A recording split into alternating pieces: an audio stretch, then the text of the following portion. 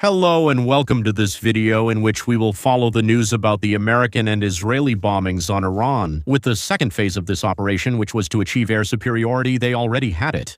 And now, at this moment, they are fighting to achieve air supremacy, and that's a completely different concept. That means instead of just having the local ability to conduct raids and air operations without too much risk, simply because there's nothing left to oppose them. Here, the goal is to really have almost total freedom of action, including being able to deploy aircraft that are a bit more fragile, but that will be better suited to the ultimate mission of the U.S. Air Force, which would be to completely dismantle the regime's ability to continue putting pressure on its neighbors, but also to give an opportunity to the internal opposition in Iran. Whether it's represented by these young people who try to protest regularly, or by opposition groups that are more or less ethnic, like the Kurds, Balochistan, and so on. And so, with this in mind, the Americans are doing what's necessary to undermine all of Iran's ability to defend itself. What does that mean? First of all, you know that since June there had already been a major destruction of all of Iran's capabilities. To simply be able to intercept missiles and planes, no matter where they come from. But the Israelis at the time and then the Americans had used the B-2S, which meant that, in any case, there was no question since the Israelis had destroyed the radars capable of detecting the B-2S. Well, in the end, the sky was already open for some of the American stealth bombers. So here, the goal for air supremacy is that the surface-to-air defense is completely neutralized and that the enemy air force is unable to carry out its missions. That means freedom of action for our air force, and ultimately it means the ability to destroy all Iranian sites. By avoiding the need to fire those long-range missiles, which are expensive and complicated to use, instead of just having bombings, meaning bombers that will fly almost directly overhead, or only 100 kilometers from their target, they will be able to drop their bombs, which will then hit hundreds of targets. Instead of using Tomahawk cruise missiles, which will cost millions of euros, or aeroballistic missiles, which can also be used. So, Israel. Last June, they had already carried out 1,500 air missions without losing a single aircraft. This destroyed the remaining Iranian Air Force, which was already outdated, especially since they were still flying F-14C. This led to the destruction of most of the air defense, and we're really talking about destruction. There are two concepts. The suppression of enemy air defenses. Here, it simply means using electronic warfare, jamming, which makes enemy radars completely inoperative. And destruction means, for example, launching missiles like the AGM-88, which will track the source of a radar emission to be able to destroy it. And in this context, obviously it's something that can't be repaired. But the Iranians, on their side, have also done what's necessary. They have at least tried to get support from their allies. Our partner, thanks to whom we can support the Ukrainians and make this video, is our partner. Today it's Incogni. Have you ever heard about this scandal with TikTok, which steals your personal data and sends it back to China against European law? Even when they stole journalists' personal data to spy on them, if you use TikTok, that's unfortunate. Still, you can protect yourself since there are also data brokers. When you browse the internet, shop online, or watch videos, the internet remembers everything. And this data can be collected by data brokers who will gather a huge amount of information about you in order to sell it. And this will increase telemarketing calls, intrusive ads, and even change the prices of certain goods and services you buy online. You can have yourself removed from data brokers, but you don't know which ones have your info.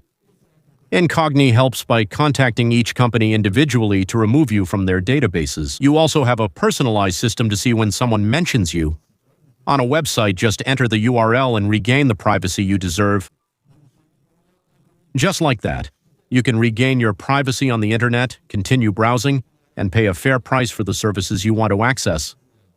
Now let's get back to our topic. In any case, they tried to get support from their allies. You know, they have two strategic partnerships, one with China. Who did they ask? They specifically asked for J-10 fighter jets to be able to protect their own airspace, or heavy air defense systems, the HQ-9. The Chinese pretended to ignore them, and although they responded, but they didn't provide them with any equipment. And the Russians, on their side, despite the new strategic partnership that was signed in January 2025, despite requests for air defense systems, especially the S-400, despite the contract to buy Sukhoi 35s with Iranian pilots who had already been training for several years, they did not deliver the planes. A total abandonment of Iran by Russia, which is not getting involved, which is not even providing them with equipment. Simply also because it would give them a bad image. We saw this with Venezuela. The Venezuelans had the latest generation Buck systems. They also had the latest generation heavy S-300 air defense systems, and they had Sukhoi 30s, and in the end, it was totally useless. The Americans didn't even need to destroy it. They had deactivated all of that remotely. They went right through. They brought in dozens of helicopters. In the end, I think the Russians didn't want to show again they lacked the capability to achieve it. Even just the possibility of being an obstacle to the Americans' ability to operate. So what do the Russians and Iranians have left? There's still the advanced Russian electronic warfare system Murmansk BN, which was delivered in 2024, but it turned out to be completely useless during last summer's operations. And then the Russians simply agreed to take an order for 200 manpads with Verba launchers, but they can only be delivered starting in 2027. In other words, Russia made sure not to even provide a system that could be fired from the shoulder. It's limited to 4,000 meters in altitude, and in any case, it would have been useless in combat phases, where everything happens at very long range. So, what did the Iranians have left? In February, before the operation began, satellite photos showed that some S-300s were still operational. Then they locally produced a number of defenses since they know they can't even rely on their allies, even their closest ones. So they have a domestic system called the Telesh, or the Bavar, which are long-range systems. There are probably around 40 of them that could be operational, and potentially there are more than 100 short and medium-range air defense systems, like the Kordat 3, which are easier to hide and could potentially remain stored and hidden, waiting for the phase of the war where the Americans advance a little further with their planes. Because for now, what they are doing is the total and inevitable destruction of all Iranian air defense systems. In particular, what we've seen is that the Iranians tried to conduct air operations with their planes. They launched Sukhoi 24s to be able to attack Qatar. They also sent ballistic missiles, cruise missiles, and they also launched these Sukhoi 24s. And the Qataris say that it was specifically to target energy facilities, so obviously their ability to finance their country. And so the two Sukhoi 24s were shot down. We still don't know exactly how. And there's another case, also with the first air victory, for an F-35, that is the Israeli version of the F-35, which is entirely different from the American one. It uses a different electronic warfare system, mission preparation, and ground software. So if there's a success with the F-35I, that doesn't mean the same capability has been achieved on the F-35, and I refer you to the video I made on this topic. But so, the Iranians had the Yak-130 takeoff, the Yak-130. Traditionally, it's a training aircraft. It's a plane that can do ground attack. It's light. It only has a 3-ton payload capacity, but above all, it can occasionally fire its cannon and launch rockets. That means it could potentially intercept missiles, and even those kamikaze drones that the Americans are now also using against Iran. Well, could that be an effective plane for protection? But what happened is that this Yak-130 was shot down in the immediate vicinity, or even over Tehran, by an air-to-air missile launched by an F-35. So we can say, for example, if we're talking about the longest range, it's going to be an AMRAAM missile, the AIM-120. Depending on the category, we can estimate that they could have fired from a distance of up to 120 to 150 kilometers, or 100 kilometers. That seems much more likely, given the maneuvers the Iranian plane could make to avoid them. So let's say about 100 kilometers. That means that Israeli planes, at least the F-35s, are already free to operate over Iranian territory to get closer, close enough to fire these missiles. So that means that even if supremacy hasn't been fully achieved yet, it's not achieved over the entire country. But that means that the Americans and the Israelis already have the ability to maneuver relatively freely over Iranian territory, quite simply because from the moment the Iranians turn on a radar, that radar will be almost instantly detected and therefore destroyed. And so, in the end, any plane in the area can manage to carry out this type of RR mission. And once again, these RR missions, the planes are equipped for this because they're also there to intercept missiles that might be launched by Iran. So the air-to-air mission can be about defending the airspace, but in this case, it's to prevent any Iranian plane from taking off. Let's be clear. Any Iranian plane trying to take off now would be on a suicide mission, since the runways and hangars are destroyed. There can't be much left today of the Air Force's capability. It already barely represented anything and had been declining for almost half a century now. So now the next step is that the Israelis and the Americans are capable of crippling the entire Iranian heavy long-range missile production capability, while staying at a distance with cruise missiles, as I mentioned earlier, and possibly short-range missiles as well.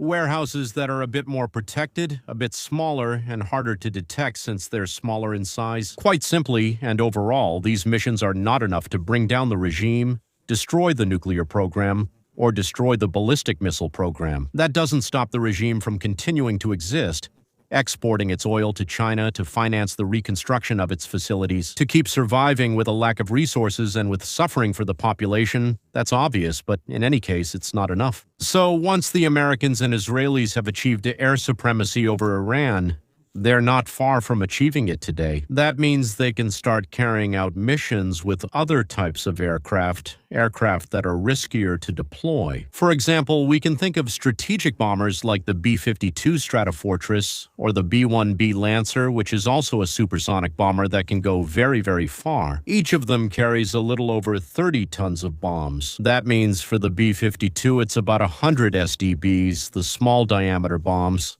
And for the B-1B, it's 84 SDBs. So that means potentially an SDB, you have to imagine, is a smart bomb. You stay very, very high up in the sky and you can drop these bombs and they'll go about 100 kilometers away. By being pre-configured, either with a GPS position or with the SDB-2, which is the latest generation, with infrared optics that can even follow a laser designation, including on moving vehicles, and if you have good coordination with low-altitude drones, which will either designate targets or be able to fire themselves, but when they designate a target. That means if you have a strategic bomber circling 100 kilometers away, you have the ability at any moment to strike anything that's on the ground. And that's what the Americans did during the Iraq era when there were drones flying everywhere, all the time, and almost anyone could be targeted, often with a lot of collateral damage, by the way.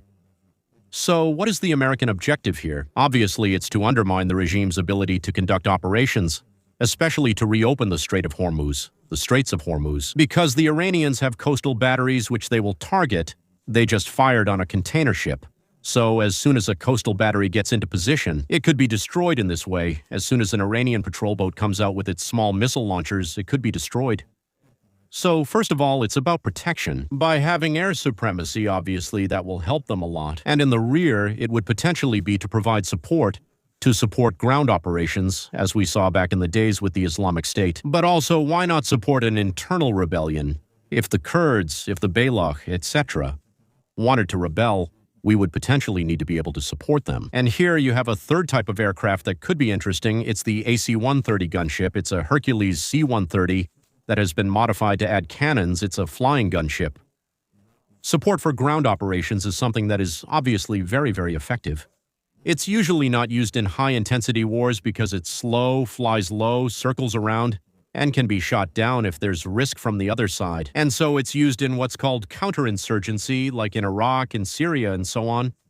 But potentially it's the type of plane we could see in the Iranian theater if the Americans and the Israelis achieve total air supremacy. But let me remind you, supremacy means that there's almost no capability left on the opposing side facing us. But as I said, they could very well have hidden a certain number of systems, a few dozen, which would be enough across the entire territory. And bam, a plane comes out, we bring out our radar, we shoot it. And at that point, we could have losses of American planes if they've deployed aircraft that are more vulnerable, and then on fronts that they think are completely secure. But a surprise is always possible. That won't call into question the overall ability of the United States to operate completely freely on Iranian territory, but nevertheless, we must keep this possibility in mind. After one last point as well, as you have seen, the main threat to aviation and to the U.S. Air Force is still the mistakes made by air defense. And you have Kuwait, which shot down 3 F-15s by mistake. All 3 crews of 2 pilots each managed to eject. They were recovered on the ground, and they are in good health. But as a result, we can clearly see that in a very dense environment where a lot is happening, even the most modern systems, which have detection systems called IFF. To distinguish a friend from an enemy, you fire this missile, and potentially the missile can, in the general confusion, go after another target, because they were close to each other. Today, we don't have an answer, but probably those American planes were flying at low altitude, trying to intercept Iranian missiles or kamikaze drones, and in that context, they're flying low and can blend in with everything else that's flying.